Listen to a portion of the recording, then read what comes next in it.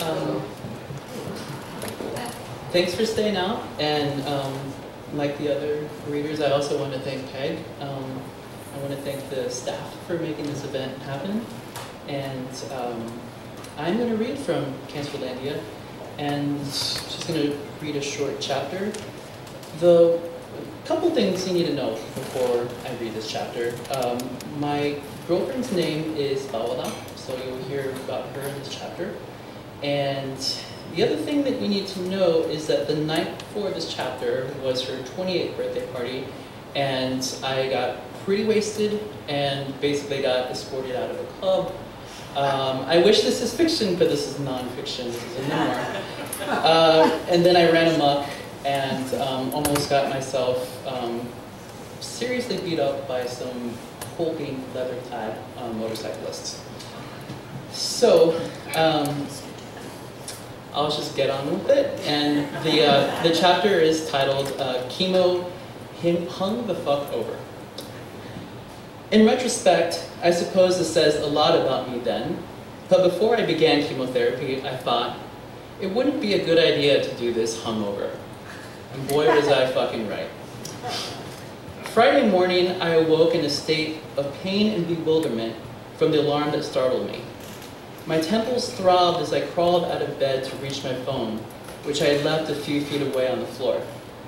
Hanging halfway out of my bed, I probably didn't look altogether different from Mike Tyson when he got knocked out in Tokyo, googly-eyed, crawling on the canvas, desperately reaching for his mouthpiece. Oh shit, I have to get ready for chemo. How did I get here? Oh God, oh God, oh God, what did I do last night? Before I dragged myself into the shower, I noticed that my shoulder bag was not resting beside my dresser. Also missing in action was the jacket that Paola had given me for my birthday. The makings for a long, agonizing day were already set, and both of my parents would be at the infusion. Since my mom was back in the country, she wanted to be at the hospital for my 5th infusion. She and Dad had asked if they could pick me up that morning to take me to the hospital. And thank God I agreed. A bus ride on the crowded 48 to the hospital would have been abominable in my hungover state. I might have puked along the bumpy ride. In the infusion room, I was seated in one of the chairs facing the front doors. Not only were my parents standing by the doorway, looking over me, but anyone could have peered in to see me, hanging my head from pain, from shame. Once I sat down, I promptly took off my shoes, reclined the chair, and accepted a blanket from my nurse, Vilma. This was uncharacteristic of me. I usually sat in my chair for the first hour or two, reading, eating my apple and banana while sipping some water. I placed my left arm on the armrest like an offering, as if it were my burden. I turned away from my parents, tried to hide my face from their sight, the red eyes, the bags beneath them, the incriminating evidence. On top of my sour gut, I had this sick, sick feeling that I had done something horrible the night before. If being hung the fuck over during chemo wasn't bad enough, the veins on my left arm had decided to revolt. They were tight like cords, but I didn't run my finger over them for fear that it would hurt. They were tired of intruders. Vilma sat on a stool beside me and poked a needle into 3 spots in my forearm without finding a vein that would take an IV.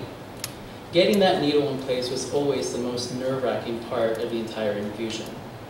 By the time she pricked into a vein by my wrist, which hurt because it felt like it was poking against bone, I wanted to wail in a disgusting display of self-pity. For the pain my dumb fuck ass had brought on myself. For being so stupid to have drunk so much, yet again. For fucking up, yet again, in all likelihood, a relationship, a good thing in my life. Between fleeting sleep, I squinted when I glanced around the room. The lights seemed hideously bright. I caught glimpses of my mom and dad as they stood against the wall with blank, worried faces. I peered over at Vilma, her glasses on, a medical mask covering her nose and mouth while she hovered over my arm to inject a syringe full of chemo into my IV. I couldn't look my parents in the eyes. I shut my eyes. I prayed for sleep where this nightmare could temporarily cease. Later that afternoon, my parents and I arrived at our home in Fremont. The bony top of my hand was wrapped with a bandage. I slept most of the day, cuddled next to our cat, Ibiza. Earlier, I had called and texted Paola. She had not responded. I implored her to tell me what had happened the night before.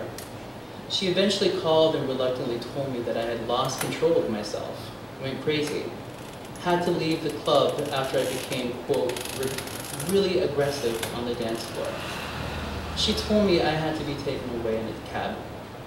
When I had persisted in asking exactly what I had done, Paola told me she did not want to talk about it.